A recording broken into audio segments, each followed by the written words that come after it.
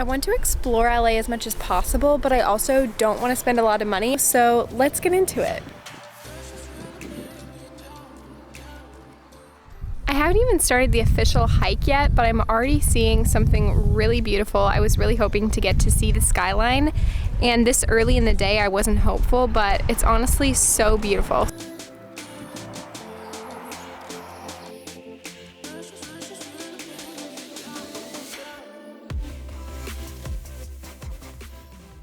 Here's another really beautiful site that I found along the way. You can see all the buildings downtown really clearly, and it's honestly just so beautiful. They've got sprinklers going right here, so I'm getting a little mist.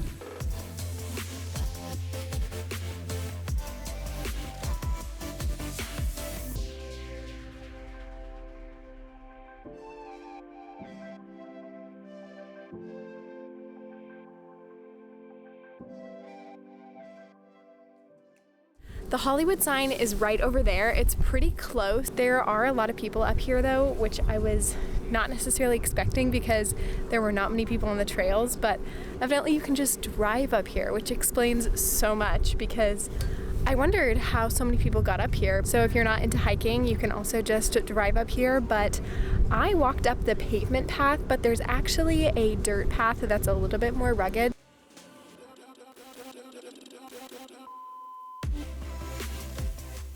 So I was planning to walk down the mountain on a dirt path just to feel more rugged, but it turns out they actually have these little like metal bars covering some of them. This one doesn't, but I don't know if you can tell, it is sloped downhill quite sharply, and then there are these metal rods right there blocking some of it, which makes me think that maybe they don't want you to go down that way. And I'm not always a rule follower, but when it comes to doing dangerous things outdoors, I'm kind of a rule follower, so I'm not going to go down the dirt paths, but honestly, I'm sure that my family members would because they are much more adventurous than I am.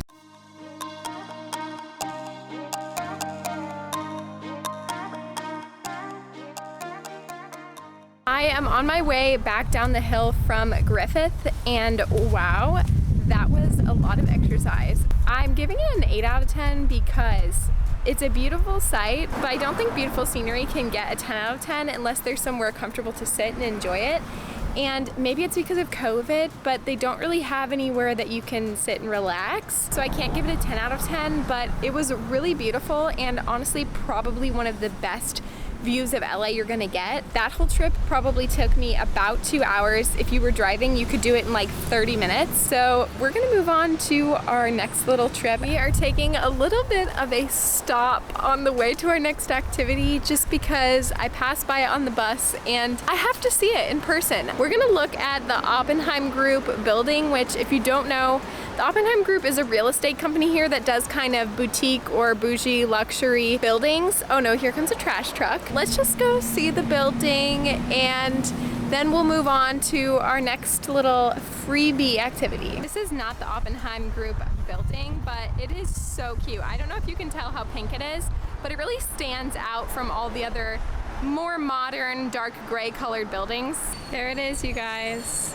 I don't know if you can see it, it's so bright. It's the dark building right there. So the next activity that I highly recommend doing that's absolutely free is to walk along side streets of Sunset Boulevard, because Sunset Boulevard itself is honestly quite loud. It's just busy with a lot of traffic, a lot of honking, but if you enjoy looking at beautiful homes, then this is the place to go. As you can see, this house is actually under construction. If you were to look inside the windows, that's why I'm comfortable filming it like this, is because I know there's no one there yet, but it looks like a brand new, extremely modern home. Now, if you want to see very modern homes that are built within the past couple years, I would recommend going north of Sunset, because then you get up into the hills and you will see a lot more houses owned by celebrities. I honestly find those two, at least in pictures, be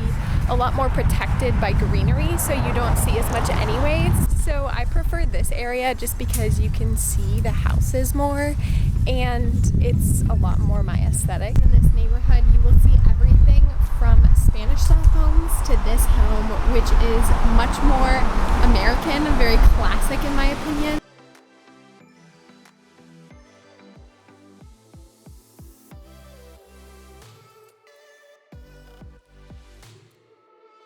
This might be my absolute favorite house. It is so stunning with the flowers and the little wraparound right there. I'm in love with that house. And then next there's a very Spanish style house. It's hard to see behind the tree, but with the rounded doorway and the rooftop, it's just a very different style.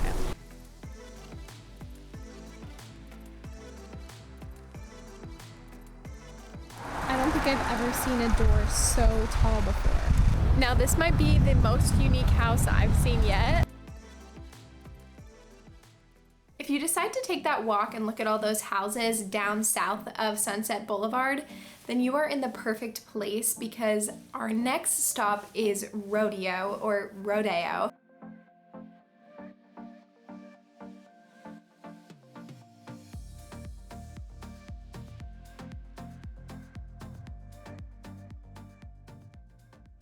If you want to see celebrities or YouTubers, then honestly good luck because I feel like most of them are online shoppers.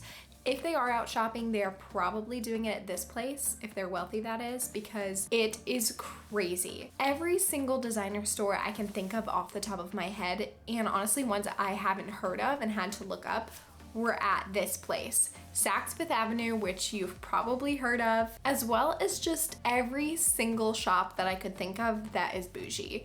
I mean, we're talking everywhere from purses to shoes to home decor to mattresses. They have everything in the Rodeo area. Now, personally, I was just window shopping, and that's why this is a free activity for me. I don't really want to buy anything super expensive, but as you can see, it's really beautiful. I think that this was honestly pretty eye-opening to me to see all these designer places because while yes, there were people shopping there, more people were interested in just taking their picture there. So many people can't afford that stuff that it was honestly kind of cool to see that there were other people like me who were just kind of window shopping and just there to check it out.